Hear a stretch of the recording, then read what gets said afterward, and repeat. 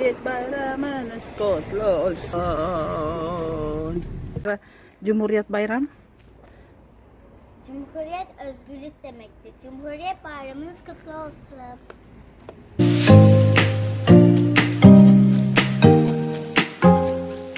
Po sa inyo lahat, ito na naman si Inday Janel, ang ambisyusang YouTuber dito sa Turkey. Sa araw na ito, bakit ba ang dami-daming mga watawat kahit saan dito sa bansang Turkey? Dahil po kita ninyo, yung mga bahay-bahay ng mga tao, may mga flag. Ayan, may mga national flag. Ano po ang kalahagahan ng bandilang Turko sa pamumuhay ng mga Turkish dito sa Turkey? Po ay ang pag-celebrate nila ng 100 years of the Turkish Republic from the Ottoman Empire. Kasi po ang Turkey before is Ottoman Empire at ang ginagamit nila ay Arabic words. So, nung umupo na po si Mustafa Kemal Atatürk, the father of the Turks, ayan po, pinalitan na po nila yung Ottoman Empire at naging Republic of Turkey. So, kaya ang mga tao po ay nagse-celebrate ng kanyang pagka 100 years of the Republic. So, ayan. Bakit nga ba naglalagay sila ng mga flag dyan sa labas ng kanilang mga bahay-bahay? Po ay very nationalistic. Mahal po nila ang kanilang bansa, ang kanilang uri, at ang kanilang lupang sinilangan. So, halos lahat po ay nagse-celebrate dito sa Turkey ng 100 years. Kaya lang po, ito po ay naitalaga sa araw ng linggo at ipapakita ko po sa inyo ang mga aktibidad na pinuntahan namin sa araw ng 100 years old kasama ang mga bata. Dinala ko po talaga si Asia kasi po minsan lang sa buhay natin magkaroon ng 100 years of republic. So, dapat sa batang edad niya, mamulat na siya kasi mahal na mahal niya po talaga ang bansang ito at ang flag nila at si Mustafa Kemal Atatürk. Kaya yung bahay namin ay namutaktik ng flag din. So, ito po ang bahay namin yan dyan sa second floor at meron pong mga flag. At yan po si Asya, nagmumodel dyan sa Cumhuriyet ibaba. Bayram. Cumhuriyet özgürlük demektir. Cumhuriyet bayramınız kutlu olsun. Yun ay Sabado ng umaga at pupunta po kami sa inorganize na breakfast ng mga kaklase ni Asya. So lahat po ng mga bata na pwedeng mag-join sa breakfast ay invited po lahat. So pupunta po kami kasama ang tatay ni Asya at si Asya. Ito po ay para sa pagre-reunion din ng mga magulang at pagkakilala ng mga nanay at tatay ng mga batang Turko dito sa school. So it takes about 15 minutes lang from our home to her sa restaurant na ito pala. So halika kayo, yan po ang kalsada ng min dito sa harap ng aming mga kabahay-bahayan. So ito po ang mga building dito, mga bahay-bahay po. Ayan po nakatira po ang mga tao dito sa mga building na iyan. So sa isang building meron pong 6 to 8 families na nakatira, depende po sa laki ng building at sa taas ng building. So nakikita niyo na ang dami-dami talagang mga flag na nilalagay ang bawat Turkish citizen or mga mamayang may simpatiya sa bansang Turkey. Marami din pong foreigner dito na naglalagay ng flag in respect po sa pagse-celebrate ng mga Turkey sa kanilang 100 years of the Republic.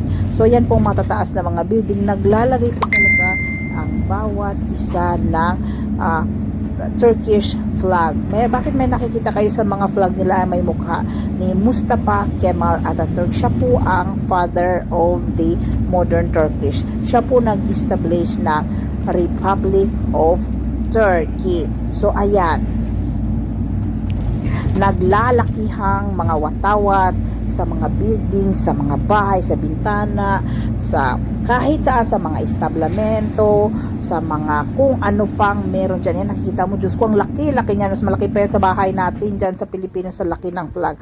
So now, dumating na tayo dito sa aming restaurant na pupuntahan. So, syempre, may flag din dito na pagkalaki-laki, na mas malaki pa sa kumot natin dyan sa Pilipinas na king size.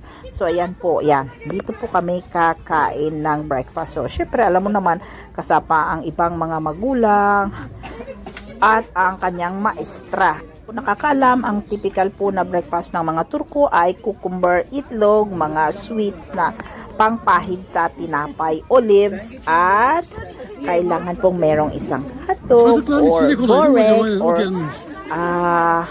simple Mediterranean breakfast. Di po katulad sa Pilipinas, sa kung damakmak na kanin, may ulam at karne or hotdog or sausage or iba pa. So dito sa mga bata, toast po, cucumber, tomato at olives. So yan po ang mga estudyante at mga kaklase ni Asia na nag-attend. 12 lang po sila. Actually, 30 po yan sila sa classroom. So 12 lang nag-attend. Kasi hindi mo naman mapilit yung ibang mga parents. Baka may mga trabaho sila sa araw na iyan. So kami po ay nag-join dito dahil nai-enjoy ko talaga. So syempre, pa-cute-cute din ako. Ayan po ang mga nanay at mga tatay na mga estudyante dito.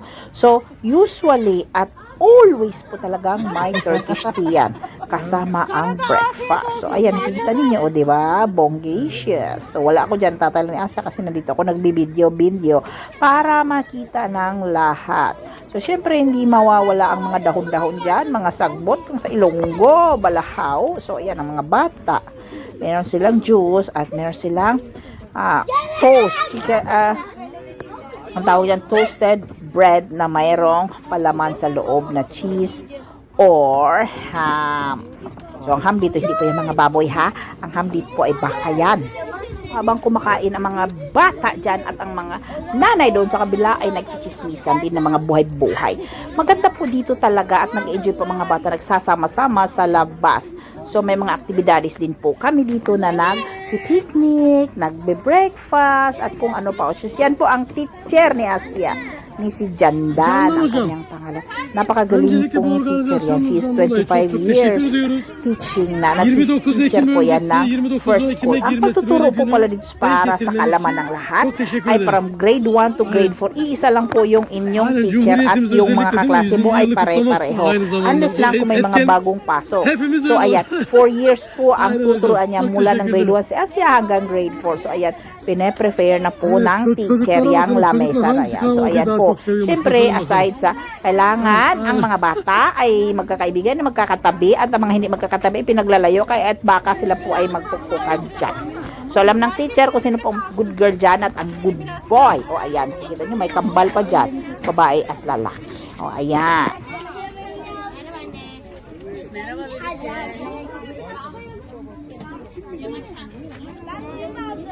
El sallayın bebişler. Aferin. Elleri göreyim. Anne senin telefon değil. Değil. Hadi el salla. Oy çarptım. El salladın mı görmüyor musun? Anne tuvalayı da çekmeyi unutma. Sen niye oradasın? El salla el salla.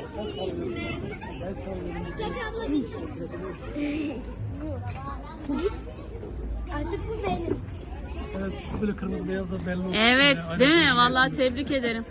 Ha, seni de çekmedik. Sen niye oraya oturdun? Baba yumurta yedim. Bana bak el salla. Baba yumurta yedim ya. Herkese afiyet olsun. Çarptım. Sahipleri Dito na naman tayo sa paaralan ni Asia. Ayan, ito na po talaga ang Sunday at 29th of October. So ayan, may palabas po dito, nagse-celebrate sila. So ayan, kasi syempre aside sa selfie din ako sa sarili ko, yung tatay na siya busy sa kakabidyo. Ayan, may mga bata pong sasayaw. Yan, si Asia di po kasali. Yung mga older than her lang, grade 4, grade 5. Yung pinakasikat na mga dancer dito sa school nila, ang Angel Dance. So si Asia membro po dyan. Siya po ang pinaka-youngest version ng kanilang pagsasaya or ang kanilang club. So ayan, hininaan ko pang music at baka po ako ay makapiright in town. So hindi po mabayaran tayo sa video na ito. Ayan po ang mga napakagandang mga estudyante dito na nagpa-perform ng dance. Sila po ang The Angel Band. Patapos ng celebration ang Turen sa School Asia. So ngayon kami naman po ay pupunta sa City Center after this. So makikita ninyo na ang mga building dito sa City Center ay may naglalakihang mga Turkish flag na kasing laki ng building pa yung iba. O ayan, nandito po yung mga kaibigan ni Asya, nagpaparada po kami. Yan po sila, si Ege, si Ara, si Karkal, at si Masra. So dito po pa kayo nagtataka kung bakit ako naglalakad. Naglalakad po ako kasi nag-overtime ako ng 1 hour kasi kinakailangan. Pero ang 1 hour ko na overtime is 50 lira lang.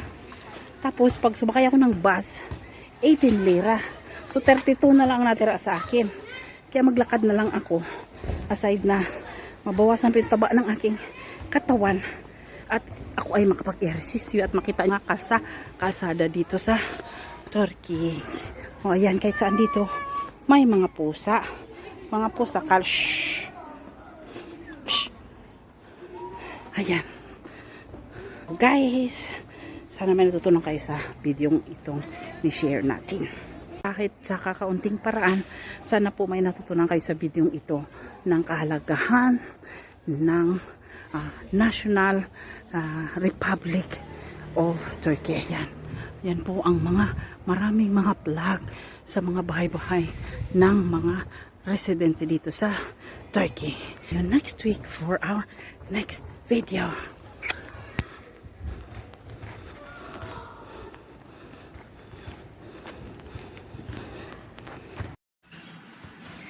Sa lahat ng mga nanood ng videong ito, huwag niyo pong kalimutan i-subscribe para updated po kayo sa susunod nating video.